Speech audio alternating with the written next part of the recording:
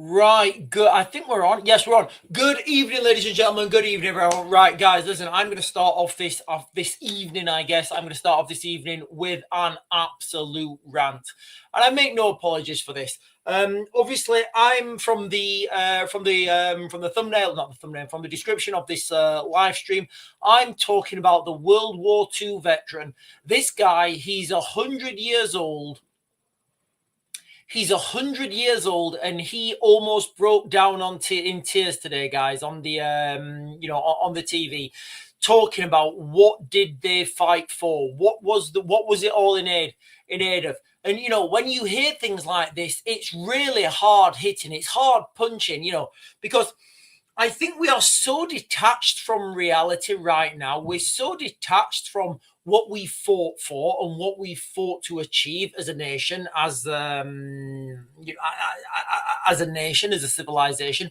We kind of forget what those before us had to endure. And remember, guys, it's kind of the fourth turning war cycle, what we're in right now. We are heading towards a global conflict on an industrial scale. Before I get into this, guys, I will share this video with you guys on you guys know what I'm talking about, though, right? I will share this video with you guys on YouTube in a minute, but I just want to say this before I get on. I don't normally talk about my military career. I don't normally talk about my military career. It's something that's personal to me. I've lost a lot of friends, and I'm going to talk now, and I'm going to really open up. And not two of my best friends, my two best friends both died in Afghanistan, and one died in Afghanistan, one died in Iraq. Now, it's very difficult to try and I'm not saying people say that, oh yeah, I know somebody. Yeah, no, these were like the two people I'm talking about now. Like, the three of us were inseparable. There was four of us, actually. The other one, believe it or not, is out in Ukraine right now. But there was four of us, and we was absolutely inseparable. Like, thick as thieves is the best word to describe it. Two of them are, do you know what? I need to go out to there. I need to go to Ukraine just to see my friend. So we were thick as thieves, I don't know what, if any of you guys are ex-military, you'll know exactly what I'm talking about, that bond you get between each other. So we all went out to, all four of us started military training at the same time. We all passed at the same time. In fact, one of them was in a platoon above, but he busted his knee or something, and he came back to our platoon. So then he ended up passing out with 653 platoon. And we all went to battalion at the same time, 1st Battalion Parachute Regiment, and we all stuck together, and we were all really good friends. Now, two of those people, they're no longer with us. They gave their lives for this country, for the protection and the security of this country, and they really did, guys. Okay, they really did. When you go on operations, when you go on these deep dark operations, deep into Helmand or deep into Sada City, these places that you only go on in force. You accept that you are going to take gunfire. You accept that you're going to have to be in a two-way range. Sorry, guys, that's a military expression. A two-way range is when people are shooting at you and you're shooting at them. And unless you've been in that two-way range scenario, you kind of you don't know who a person is. You don't know who a person is. And I know, and I can tell by looking at people if they will fail. Because I've seen people fail, and I've seen and again, guys, listen, this has nothing to do with race, color, or anything. I can literally look at a person and say, you are a squealer. You will fail.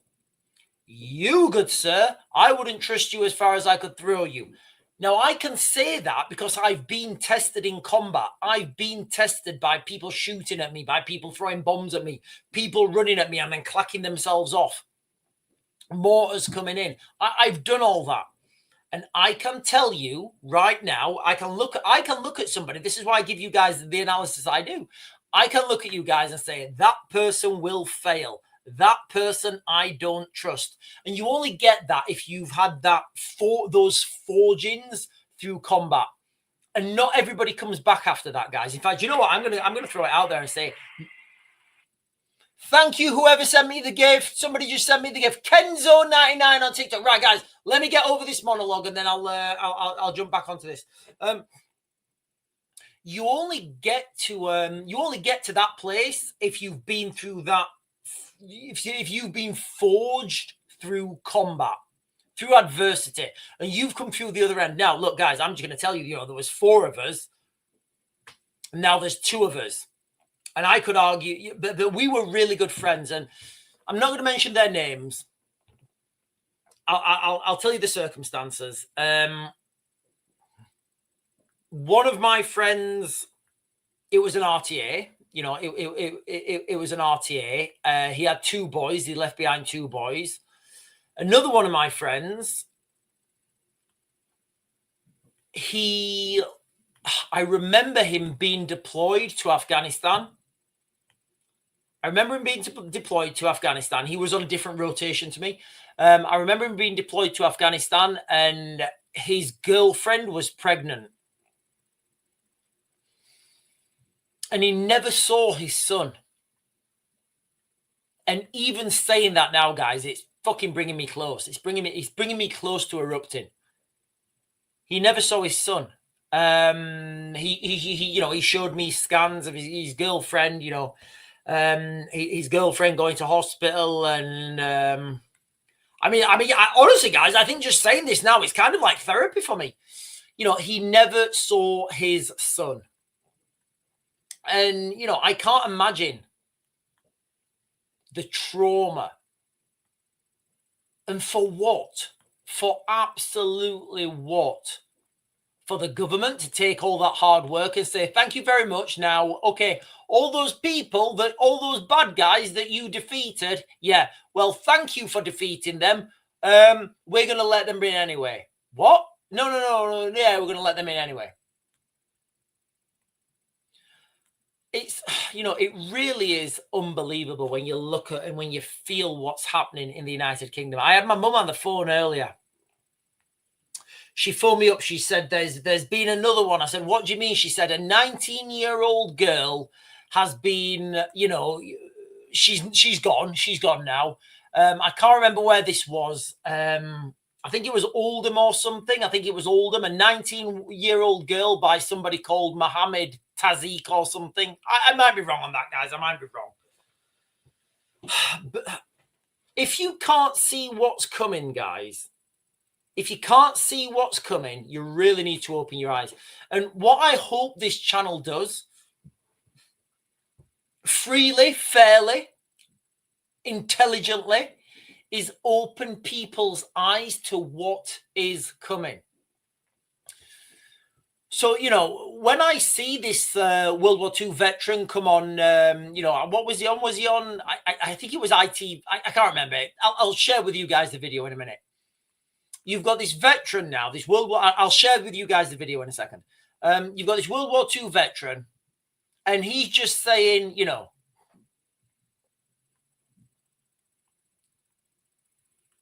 what did we do it for? What did we do it for? And if you follow on that line of conversation,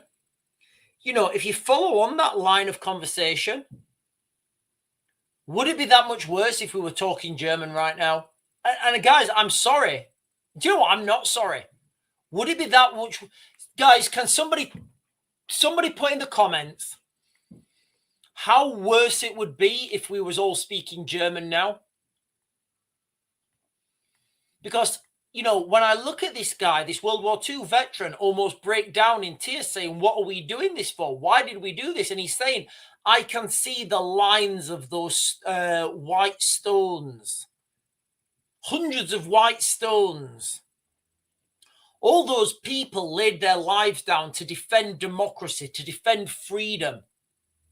Freedom to destroy yourself? Go fuck yourself. That's not freedom. Freedom for self-destruction is not freedom at all. So it really is with a heavy heart, ladies and gentlemen. It really is with a heavy heart. I'm going to share this video with you guys.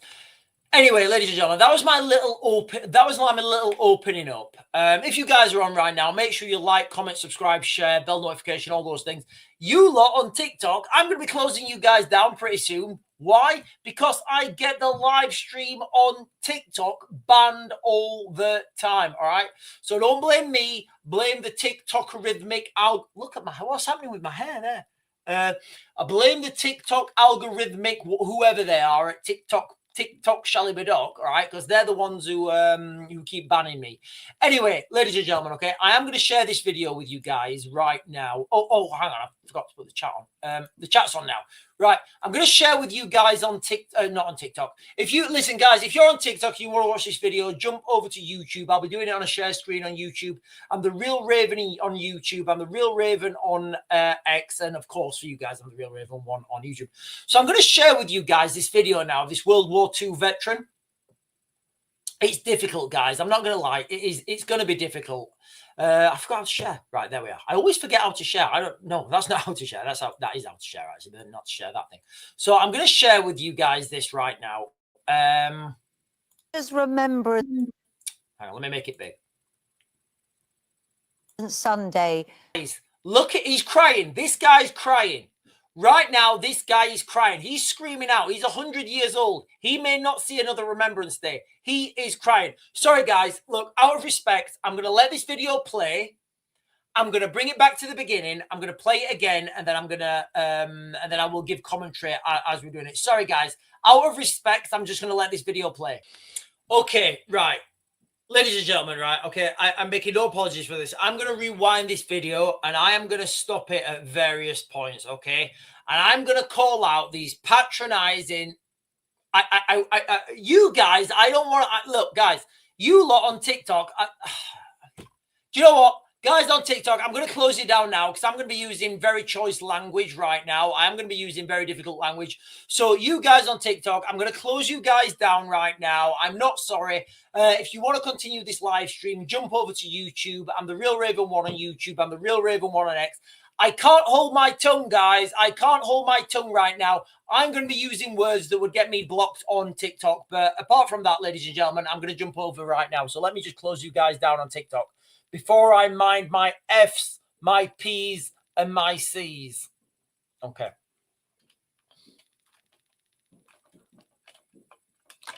Right. So we're off there. Right. I'm going to rewind this, guys. And I honestly, like, there's so much stuff wrong with this. There's so much stuff going wrong right now. I'm going to break it down for you right now. So let's rewind this. Can we do a rewind? Right. Okay. This is an emotional video, guys, okay? When he talks about, ladies and gentlemen, right now, if you're on, look at his eyes. He's crying. This guy's crying. He's a broken man.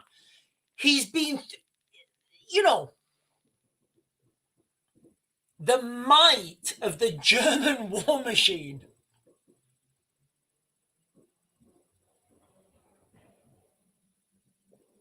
The might of the German war machine, to defeat the might of the German war machine.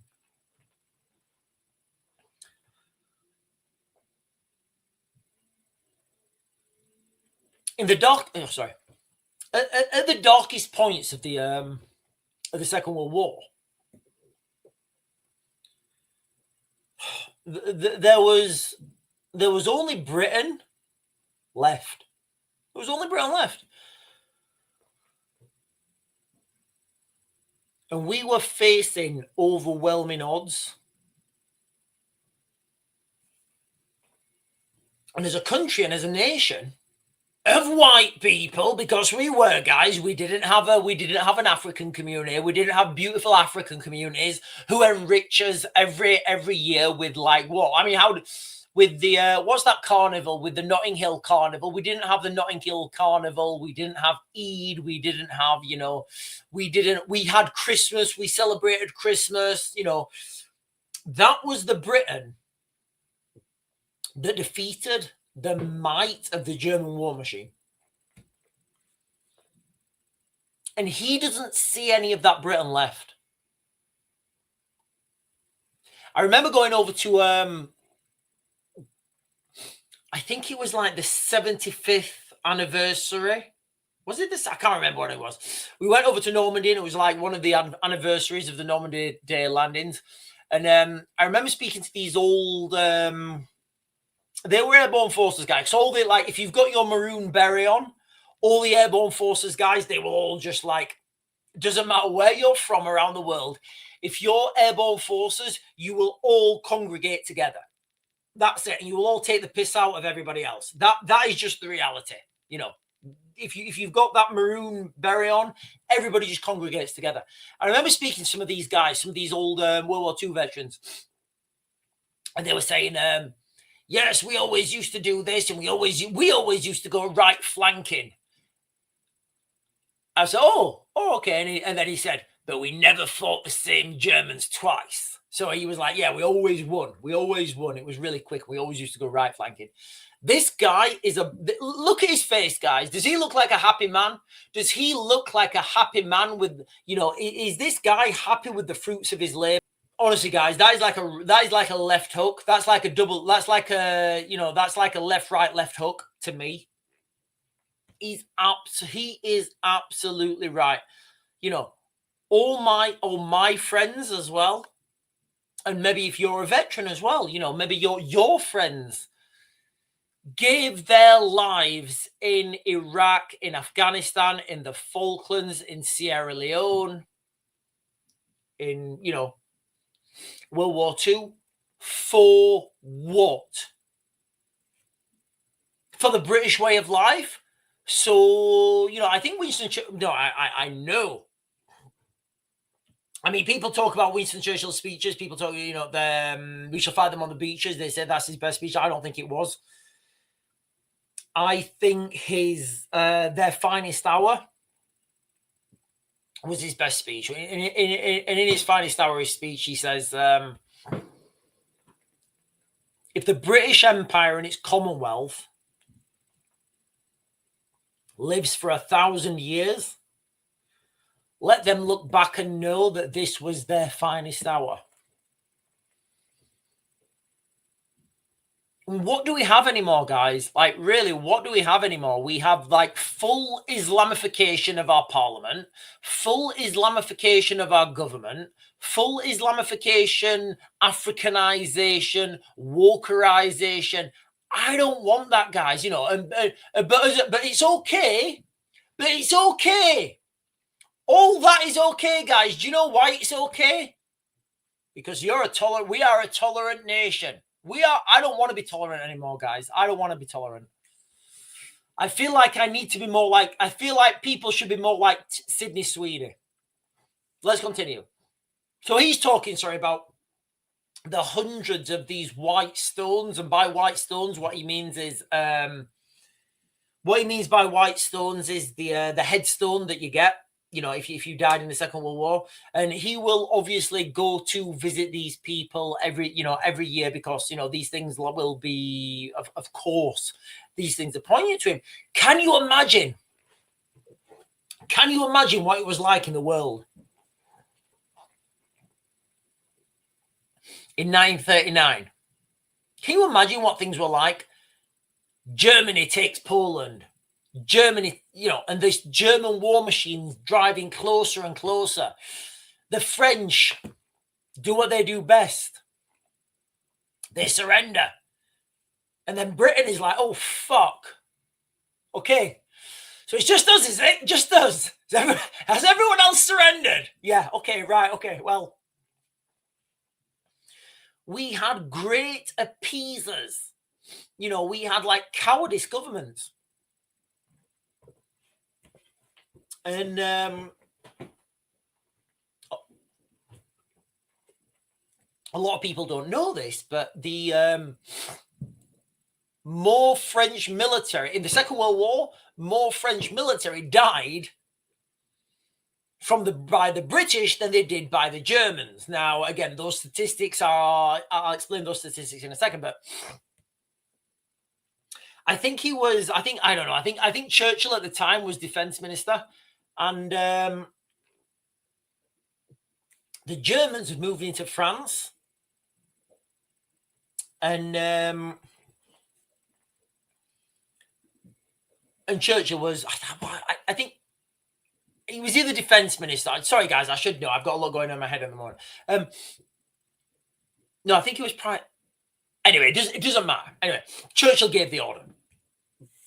So the Germans had moved into France, but they'd taken France, they'd taken the big cities, they'd not taken the ports yet, they'd not taken control of the naval fleet. And Churchill sent a radio message. He said, look, bring your French ships to British ports because we can't let them fall into the German hands. He was prime minister. And he said, look, bring your ships into British ports because we can't let the French fleet fall into German hands because that would give the Germans an overwhelming advantage in the season. We kind of don't need that. So the French refused. They said, no, we're not going to let the Germans win. And bear in mind, the French had rolled over pretty quickly. Their leader, Charles de Gaulle, had fled to Britain where it was safe, and it kind of wasn't looking good. So Churchill was asking, the French Navy, they were saying, no, we're not going to let the Germans take our ships. That won't happen. Churchill said, look, get your house in order. Bring your ships to British ports or sail them to the United Kingdom. We'll look after you. Or we're going to have to sink that shit. Anyway, the French didn't. So Churchill sank the entire French fleet in one strike. They all went down.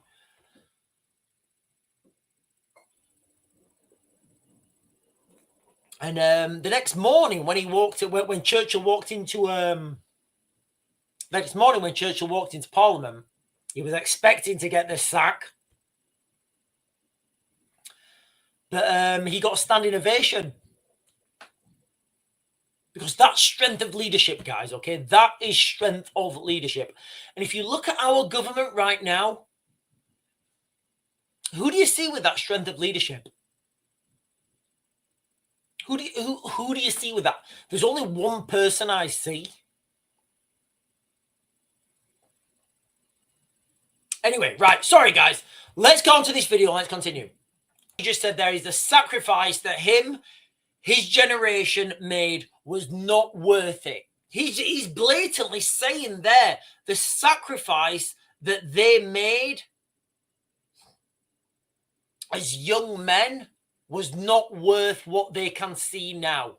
He's basically saying, yeah, why did we even bother? Why did we even bother? Why don't we all just shag our cousins and have loads of kids, claim on benefits? This is where I'm going to start to rant, guys. I'm going to start to rant. Fuck you, you patronizing bitch. Fuck off, you patronizing bitch. Fuck off. Go and get a job on Al Jazeera.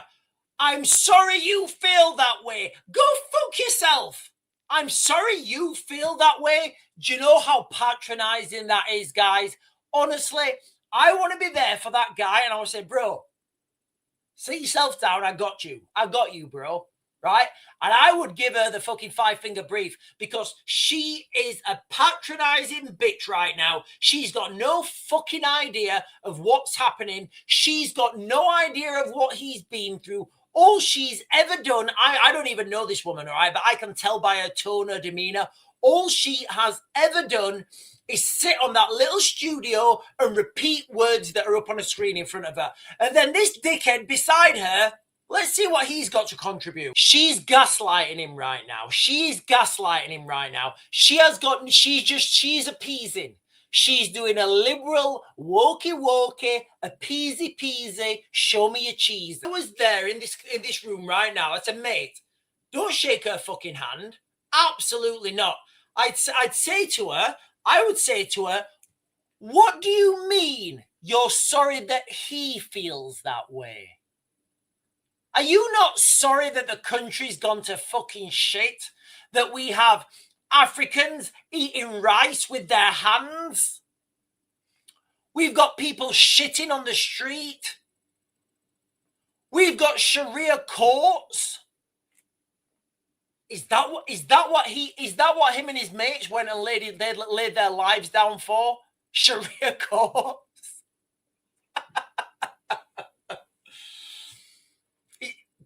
No, I'd say it's not. I'd say he laid it the same as me. That beautiful image of the Shires, the green countryside, going to the cricket club on a summer, you know when the crops are just about to get taken and they're like this golden, they're like the fields are like this golden, like golden meadows. Golden meadows, wouldn't that be a good name for like a beer? Golden Meadows beer. I think I'm gonna do Golden Meadows beer. Golden Meadows beer, yeah. What, like Golden Meadows, you know, where there's like the Golden Meadows and it's like the barley or it's the wheat, and you've got that slow summer breeze and it's warm, and you're at the cricket field. And I don't know, Barnsley are playing Doncaster or whatever. It's not Barnsley, whoever. You know, they're playing and you're there. You with your mates. It's hot, it's warm. There's some girls there from school. That, for me, that's my image of British culture right there. I just gave it you. You know, it's not chicken shops. It's not kebab shops. It's not Indian restaurants. It's not Bengali takeaways. It's not Turkish barbers. It's not car washers every 20 meters. This interview is difficult, guys. It really is. It's really difficult. Let me continue. Darlings, right? She's not a sergeant. She's not a sergeant. I don't even know what that RAF thing is on her fucking lapel. I can guarantee that these guys are not RAF. Get the RAF uniforms off. Guys, I can't do this anymore. Right, I'm going to stop sharing. We're stopping sharing. I'm going to jump onto the chat, guys. I'm going to jump onto the chat. Right, okay, ladies and gentlemen, we are on the chat. You guys, welcome, ladies and gentlemen. Make sure you like, comment, subscribe, share, bell notification. Share the live, ladies and gentlemen. Share the live, share the live, share the live, and share the love. Share the love. Right, let's go. Dean Borden. Was I in the army with you? Dean Borden, was I in the army with you? Dean, are you in the? Was you ex-military? Are you ex-military, Dean? Was you my sergeant major at one point? I don't know. Maybe he was. Right. Dean is saying I totally lost it watching this morning. What's happening with my hair there, guys? It's going fucking crazy, right? Let me get the hairbrush.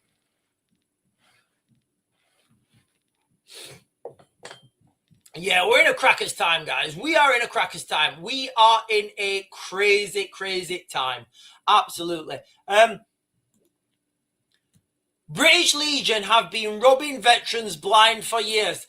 Look, people have been asking me, Sean, why don't you wear a poppy? I'm not wearing a poppy, guys. Listen, I've spent so much blood in so much mud. When I first left the military, I got you first leave the military and they put you up with like jobs and they put you in touch with charities and stuff.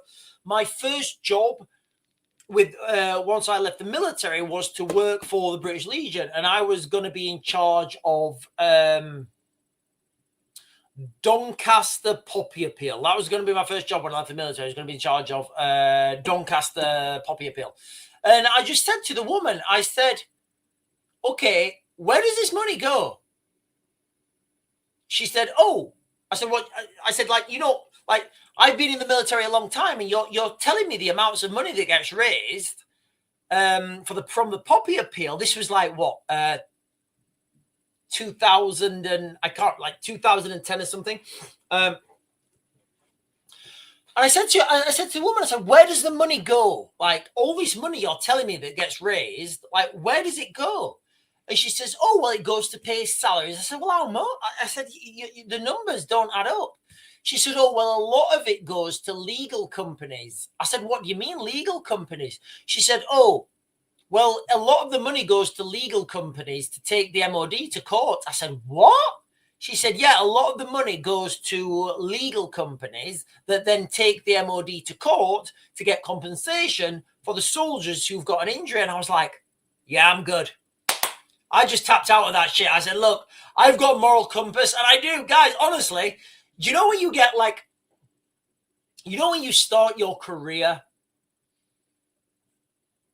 you never know what you don't. When you start your career in the private industry, you don't know what type of person you're going to be. Everybody wants to be that ruthless businessman making money, left, right, and center. I'm not that guy. Do you know what guy I am? I'm the guy that everybody trusts. I'm the guy that gets on with everybody and has a moral compass. That's the guy I am, and if you knew the places I'd been and the stuff that I'd done, you'd probably argue with that, but I do have a moral compass. It may not point in the same direction as everybody else's, but that moral compass will always point in the same direction, so you know where you're going, at least. Kind of like Jack Sparrow's compass. You know Jack Sparrow's compass, it doesn't point to north. Endeavor to Preserve is saying, guys, listen, I do apologize. That video was very difficult for me to get through. It was very difficult for me to get through. It was, I understand a lot of this stuff that's going on behind the scenes, and I know a lot of information that I can't, I'm privy to a lot of information that I can't repeat. And if you guys knew how bad things were, you really would be a lot more terrified than you are right now. Anyway, Endeavor to Preserve is saying, my Uncle Richard joined the US military. By the time he was sent to Japan, the war was over. After 20 years of service, he went to work and helped the Apollo crews get to the moon. The United States look after their military a lot more than the British military do. They really do, guys, okay? The United States look after their military a lot more than the United States do. And I know a lot of stories like this where veterans, ex-military, they leave the US military. Like, I don't know if you guys know this, but there's something called the GI Bill. I don't know if it's there or not. It was certainly there after the Second World War. Where if you served, I don't know if this is still a thing. Endeavor to Preserve, if you can help me out on this, I would appreciate this. But the US military would send people through university. No, and then when they'd send them through when they had sent them through university, you know what they would do? They would say, right, okay, we've got a competition. Whoever wins this competition will be awarded the contract. These things are phenomenal. So I've got a friend of mine.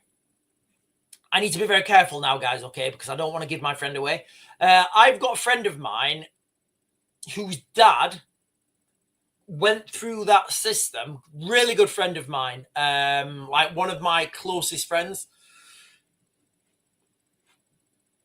Their dad went through the same system. So they went through the US military. They did the GI Bill.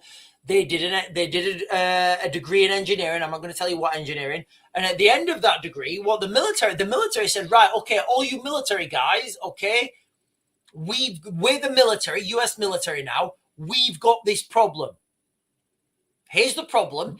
If any of you guys can solve this problem straight out of university, we will give you the contract to build whatever the solution is. This is millions and millions of dollars, guys, back in the like 50s or whatever.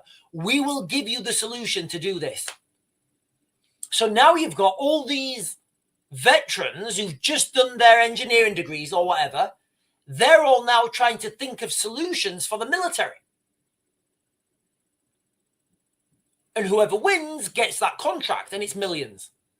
Now, if you think about the British system, whereby they go to existing prime contractors, Boeing, Raytheon, Lockheed Martin, and ask them for a solution. Can you see the difference there, guys? Can you see the difference? Can you see the absolute difference? I've said this so many times. rather than asking for, oh, guys, we've got the budget coming. Listen, I was speaking to my sister earlier. She's terrified. She's genuinely terrified. You know, I spoke to my sister every Monday. I know it's not Monday now, but I spoke to her today. Every Monday, she goes to the, like the cash and carry. What is it? I think it's called Macro. I don't know if you guys have a Macro where you live. There's a Macro in Sheffield. It's like the nearest big cash and carry thing. I said, oh, did you go to Macro on Monday? Because usually she phones me up and she says, oh, like, you know, they've got like, I don't know, they've got some ribeye and it's reduced or whatever. And I always say, right, okay, well, buy it and I'll give you the money when you get back. Anyway, she didn't phone me up and it was like today when I spoke to her. And I said, oh, didn't you go to Macro this weekend? She said, on Monday, sorry. She said, no, we're just gonna make do with what we don't want to spend any money until we see this budget, because we're worried about what's going to come out on this budget, because everybody is, guys. Everybody is. How many times? Look, guys, I am going to jump back to the reality of living in the United Kingdom, what this World War II survivor said. It is the truth, guys. It is the truth. What was the point? What was the point in all that human life lost if you're just going to give it away afterwards? I keep saying this, guys. How many times have I said this? How many times have I said this on this channel and various other channels, okay? How many times have I said all wars are fucking pointless? All wars are pointless. Stop fighting. Stop invading other countries. Stop going in there. Go up there. Go into space. Go into space. That's where all the resources are. That's where the infinite resources are, guys, okay? Let's stop killing each other.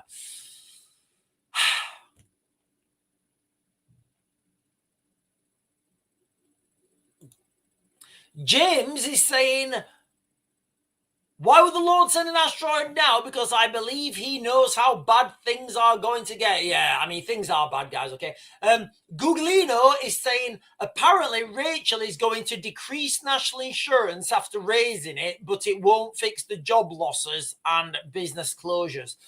It's not, guys. Look, if you work for a small business right now, or you operate a small business, you need to understand that the government are trying to close you down. And that is the reality, guys, okay? If you work for a small business, I don't think that's going to work. If you work for a small business right now, guys, okay, you need to understand that the government are trying to close you down. And that's the reality. That is absolutely the reality, guys, okay? Slim is saying they are hammering the pensioners at the budget. They need to pay their fair share. We are being taxed into poverty. When has anybody not been taxed into poverty? Ladies and gentlemen, right, if you're on right now, can you do me a favor and give me the example of the one time, or do you know what, actually, let me rephrase that. Give me one example of when a nation has been taxed into prosperity. Right, I'm going to make you rich by taking your money. Does that sentence make any sense to you? I know it doesn't make any sense to me. Look, guys, I'd love to hear from the liberals. I'd love to hear from the left. I'd love to hear from the pro-tax guys. Oh, but the billionaires need to pay. Oh, look at those people. They've got billions. Okay, right. Okay, what are you going to do? You're going to tax them? Yeah, all right. Okay, they're going to leave. Okay, they've gone to a tax haven. Right, who are you going to tax now? Oh, well, we're just going to tax the millionaires, aren't we? Oh, okay, they've all fucked off. Right, who are you going to tax now? Oh, well, we're going to tax the high net worth individuals. Okay, right, they've fucked off. Who are you going to tax now? Right, who are you going to tax now? Bear in mind, a good 50% of GDP is already left. Who are you going to tax now? Well, we'll just tax the high income earners. At this point, ladies and gentlemen, the United Kingdom, if you earn more than 20 grand, you're probably a high earner right now, because anybody that earns money is leaving. My good friend, he, literally, I mean, I'm trying. I think he's going to come on. I think he's going to come on and we're going to talk about stuff. I don't want to mention his name right now, but he's leaving. My dad's leaving. My dad's totally leaving. You know, everybody I know with the means is leaving. The only reason I'm still in the United Kingdom right now, guys, and trust me, the only reason I'm still in the United Kingdom right now is because of the girls at school, and it's going to be an absolute nightmare taking them out, and they're going to hate me for it. I've spoke to Sarah about it, and you know, she's like, well, it's on you, Sean. You know, I don't know anybody in Ukraine. I'm like, well, I know you don't know anybody in Ukraine, but, you know, I do. Anyway, right, let me get some of it. Right, what time are we on? Right, ladies and gentlemen, I'm going to run to the toilet. I'm going to run to the toilet. I'm going to jump back. I'm going to get the chat. I'm going to get the breaking news, and then we will start to be closing this live stream down. I've only just realized what time it is, guys. Where did 45 minutes go? Literally, where did 45 minutes go? Give me a second, guys. I'm going to go to the toilet, and I'll be back in, like, whatever.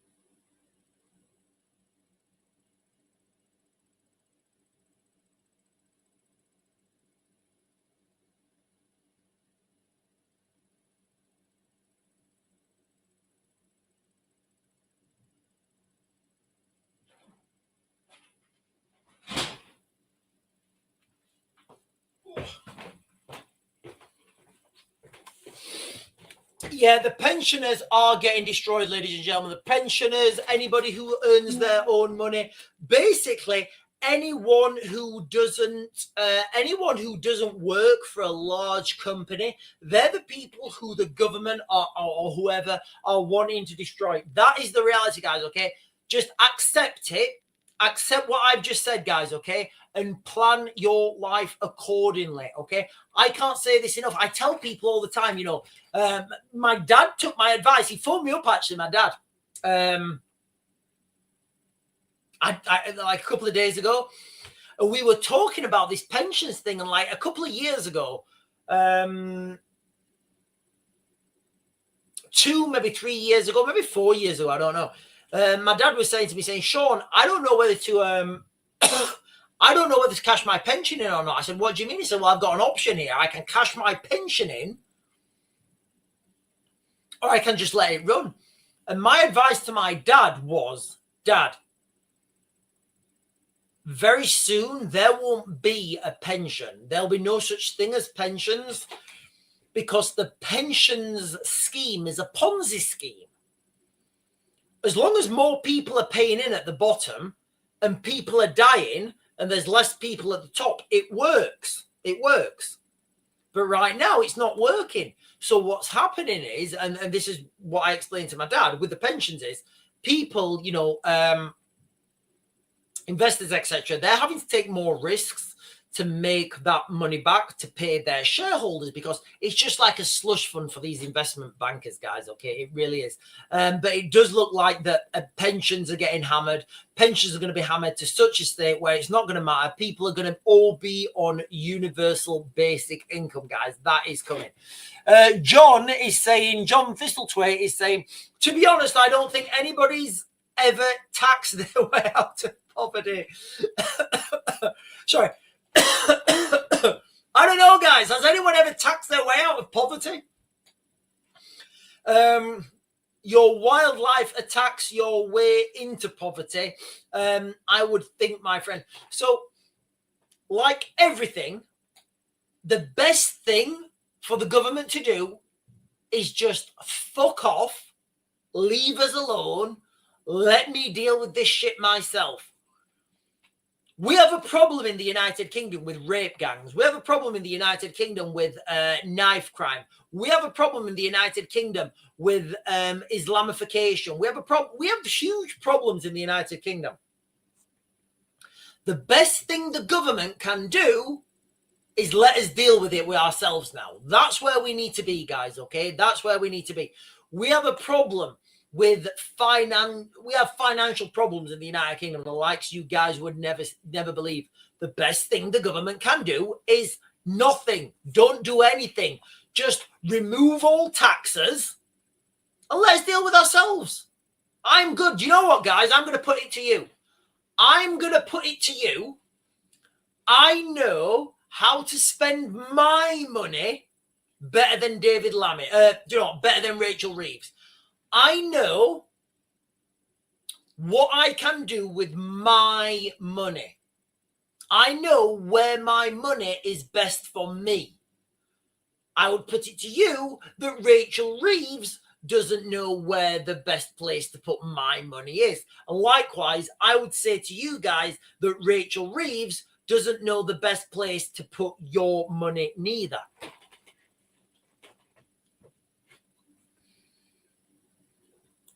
Planet Zod in Rachel's head. I don't know what that is in context to. And Silly Gallardi is saying, at least the British veteran's not becoming a politician. And then Amir, I think Amir must have said something in response to that. Band again is saying it's always been a Labour principle that they can spend your money better than. Do you know what? Yeah. Look, I didn't even see your comment, Band again, but yeah, listen, guys, we are all on the same page here, guys. We're on the same page. We're on the same team. It's always been a Labour principle that they can spend your money better than you can, and they can think better than you. The reality is, guys, all right, you know when I go to the shop and I'm paying when I go to the supermarket and I look at the vegetable oil and it's like the cheapest one is like $2.99 or something, and I'm looking at vegetable oil, and I remember when vegetable oil used to be 9p. I do, guys. I can remember when vegetable oil used to be 9p, and I'm stood there and I'm looking at the vegetable oil. I'm looking at it, and it's like $2.99 or whatever it is, and I'm thinking, how did we get here? How did we get here again? Why am I paying this for some squashed some stuff that I used to pay 9p for? Hang on, my phone's just beeping.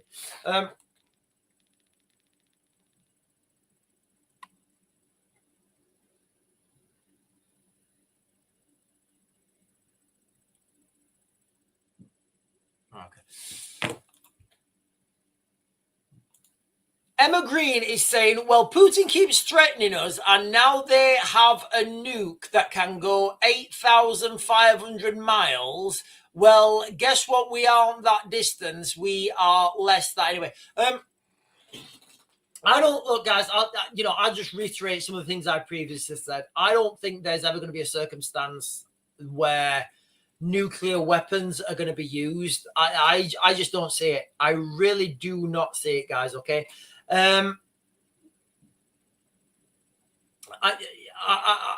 don't see it. What I do see is sabotage. I think that's the main threat to the United Kingdom. And this new nuclear weapon that Vladimir Putin's got, 8,500 miles, that is it can go a lot further than that. If you're talking, Emma Green, if you're talking about this new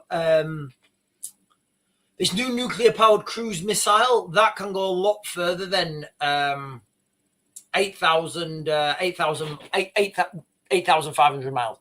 Right, let me jump down.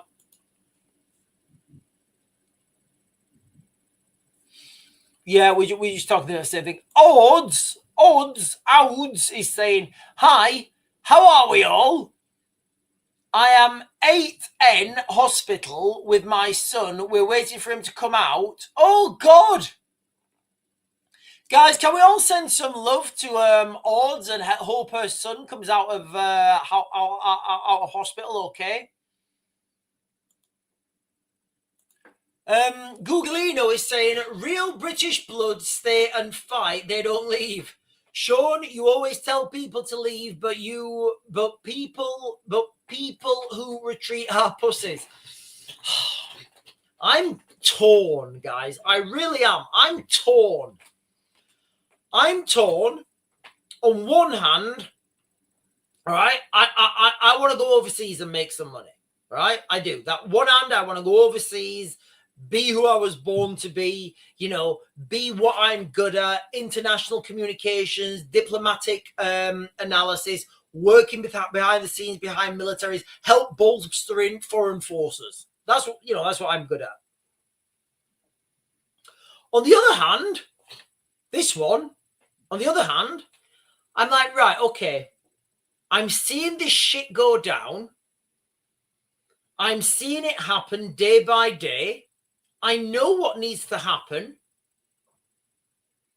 I am growing my hair long. I am growing my hair long, guys, okay? All great kings have long hair, guys. Tell me a king that has short hair. There isn't none, guys. There's no self-respecting king has short hair. They all have long hair. I'm thinking Aragorn, you know, the king of men. So I am torn, guys, okay? I really am torn between, I really don't know what to do. I can't imagine, you know, I always talk about the cricket field, and it is like, you've no idea what that means to me. I always talk about the cricket, you know, going to the cricket field in the summer. I don't know how I'd feel if that cricket, I mean, I don't think it would, but, you know, it might do. I don't know how I'd feel if that cricket field ever got closed down and, I don't know, turned into something else. And then if I came back 20 years later and that cricket field's gone and it's a strip mall now and they've got like chicken shops and barbers, I don't know how I'd feel. Do you know what? I actually do know how I feel because I'm feeling it now. I'm going through it.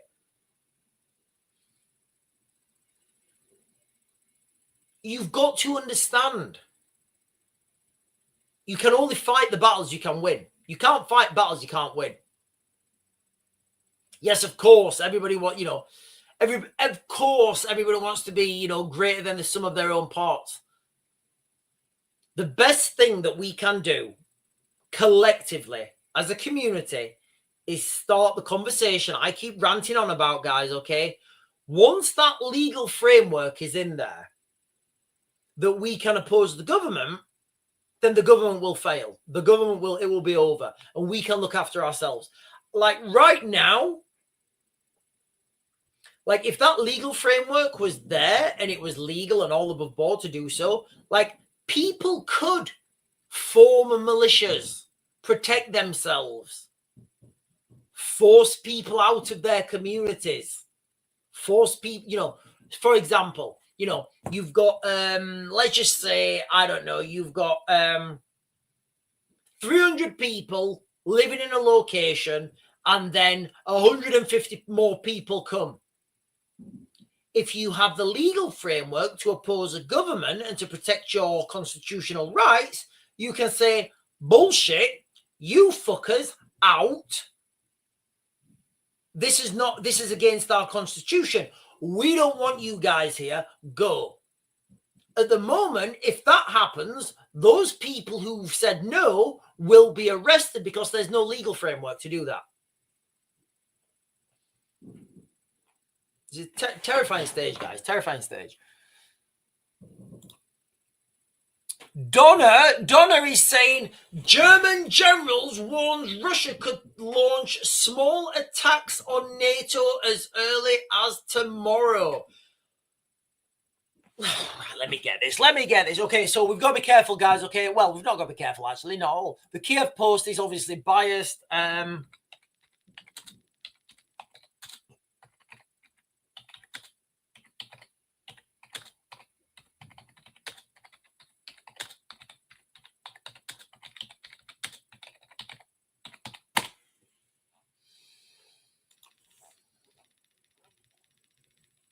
Right, let's share this with you. Let's share this and go through this in real time. Right, right. I'll continue with suggested cookies. Right, let me share this with you and let's go through this together. Well, thank you, Donna, and let's go through this. let's go through this together. Right, let me share this with everyone.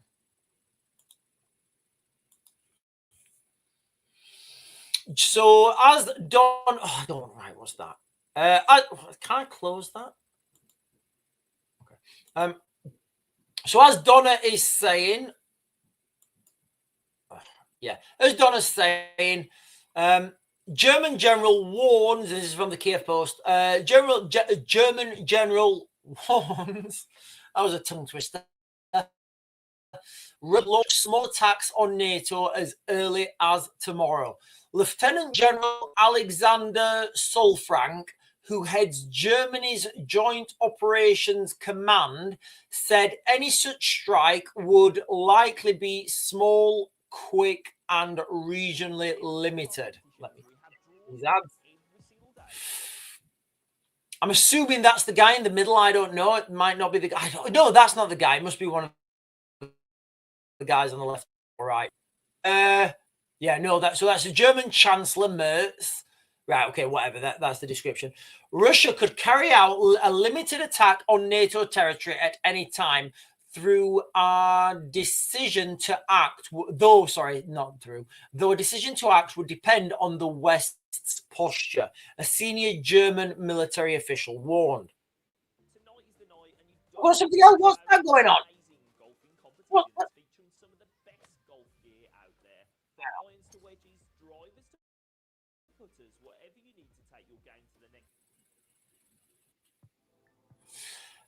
If you look at Russia's current capabilities and combat power, Russia could kick off a small-scale attack against NATO territory as early as tomorrow. Lieutenant, whatever his name said in a Reuters. Solfrank, who heads Germany's joint operation. Yeah, I think this is a non-story. Of course, Russia could launch a.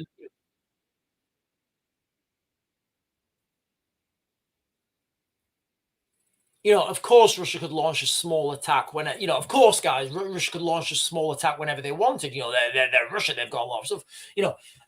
I think the real threat from Russia, ladies and gentlemen, is always going to be the threat of sabotage. The Russians understand. For example, the Russian Navy understand that they can't take on the Russian Navy can't take on the NATO Navy, so they're not going to take them on. They're going to use asymmetric warfare, and that is the real threat, guys. Okay, the real threat is asymmetric warfare. Sherry Hebblestone is saying hello, guys. Hello, Sherry. Carl is saying BS. What's BS, Carl? Carl 7 actually is saying BS.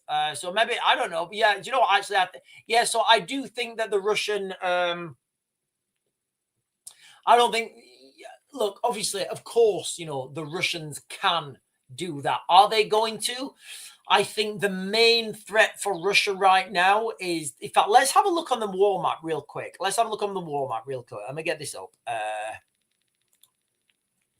Let me see where we are. Just zooming in now, guys. Let me just zoom in. So the Russians, so they haven't really moved that much in the last couple of days. So I'm going to go back to, I'll go back to the beginning. I'll share this with you guys now. So when we talked about the Russian war in Ukraine, I'm going to share this with you now. So this is the town here, Pokrovsk. I mean, as it is there, do you think that town of Pokrovsk has been taken or not? I would say it has. A good friend of mine told me a couple of last week. He said, "Look, Sean, the town of Pokrovsk has already fallen. It's there's no way the Ukrainians can hold on to it. It's just it's just not been officially announced yet." So this was the situation in Pokrovsk on the 31st. So the last Halloween, basically. I'm just going to skip forwards real quick, guys, to today's date. Yesterday's date, actually.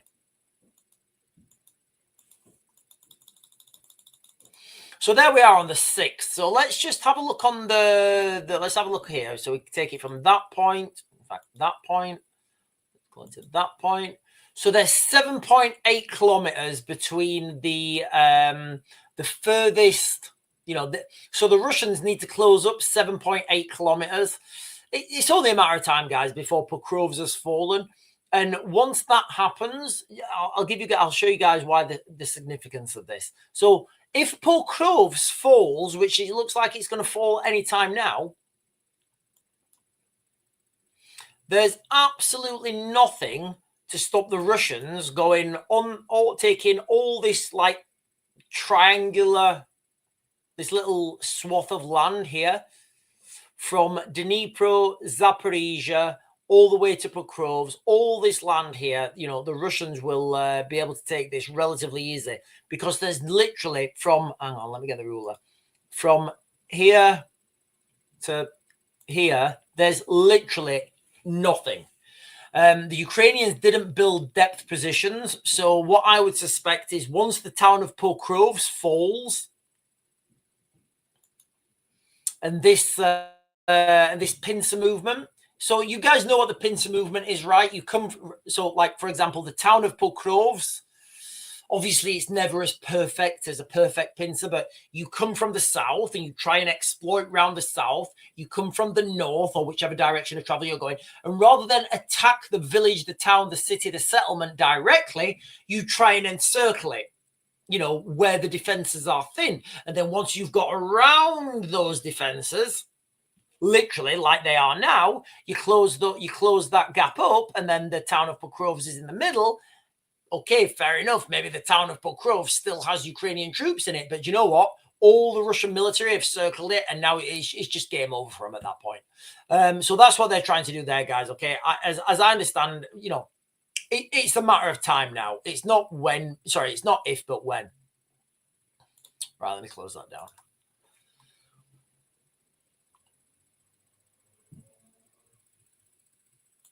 James is saying, Putin, come and have a go if you think you're hard enough.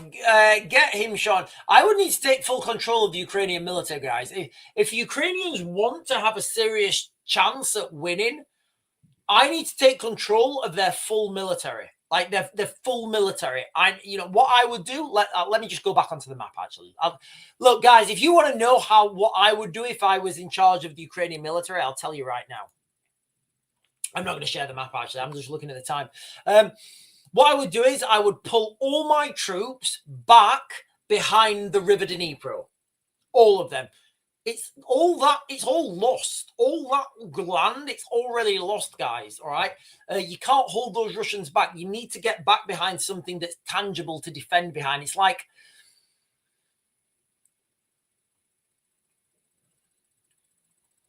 It's like, imagine somebody shooting at you with a machine gun and you're trying to hide behind like a wooden pallet. You know, like a pallet like that you get like stuff delivered on. Imagine trying to hide from a machine gun behind a pallet. That's what it is right now. The Ukrainian, all it's doing is slowing them. It's buying time, but they're trading life for time. Time for what? What the Ukrainians need to do, the Ukrainians need to consolidate, get all their kit and equipment, get all their men, get them back behind the River Dnipro. And then they need to start doing offensive operations from the River Dnipro. That's what needs to happen, guys, okay? Apart from that, at some point, the Russians will get up to the River Dnipro.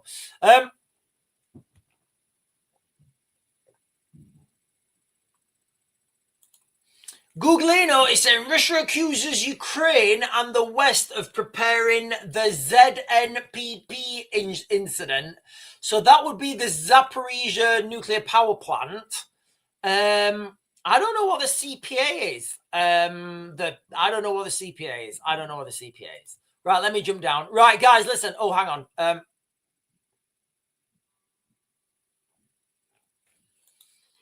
Paul is saying with a fantastic thumbnail, Paul is saying exactly what Trump was trying to tell Zelensky. Look, nobody's taking anything away from the Ukrainians. When you've got a scenario where you've got one man versus a million, the writing's on the wall, guys. The writing's on the wall. And Googlino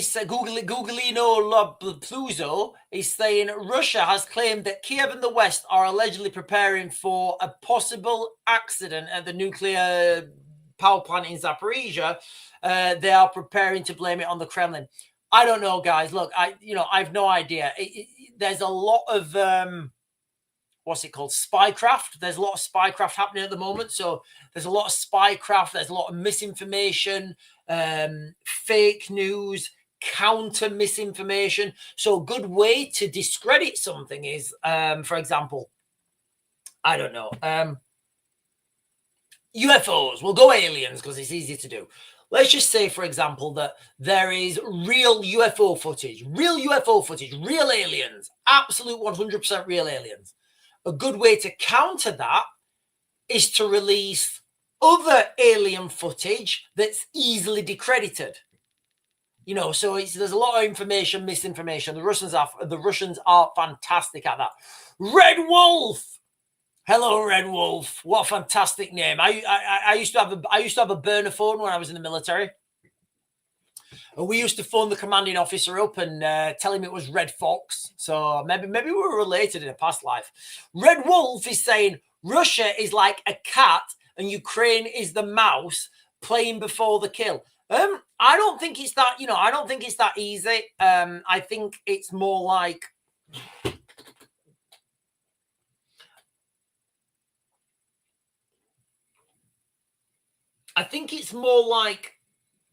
Russia is the cat and Ukraine is a smaller cat that's absolutely destroyed the big cat's ability to fight another war afterwards.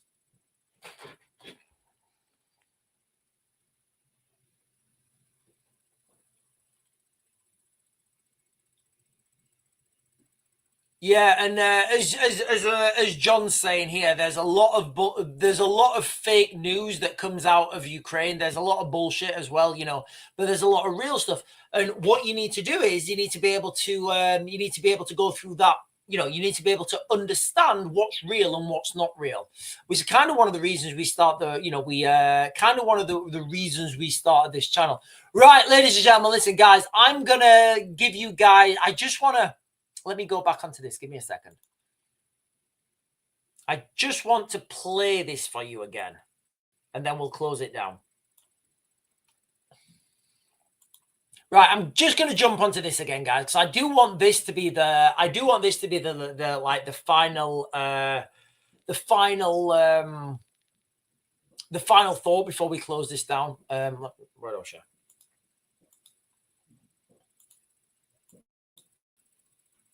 Is now. So there we are, guys. I can't articulate that better than he did. Lots of people, have given the ultimate sacrifice for this country, and for what? For absolutely what?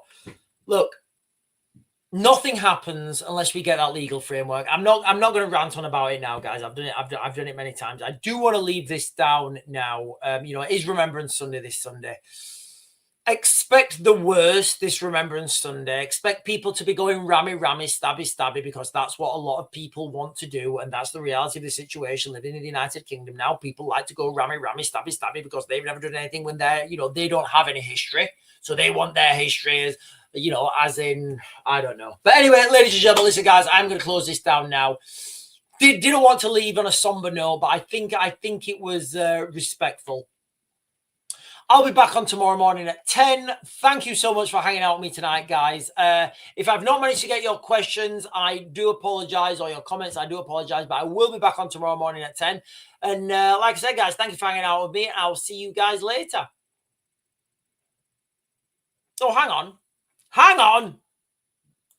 Who's laughing? Somebody laughing in the chat, because I'm just going to block them straight away. All right. Right. I don't think this was a laugh. This is not a laugh. Aha. That's not a laugh. I don't think that's a laugh. Right, ladies and gentlemen. Sorry, guys. I am going to close this down now, and I will speak to you guys tomorrow morning. just remember, guys, okay? Remembrance Sunday, it is going to be a strike point. People are going to want to go people are going to want to go stabby, rammy. That's the reality, okay? Don't forget to like, comment, subscribe if you've not done so already. And for members, guys, if you want to join the members team, we're doing members-only videos. Anyway, ladies and gentlemen, I will see you guys in the morning. Have a great evening.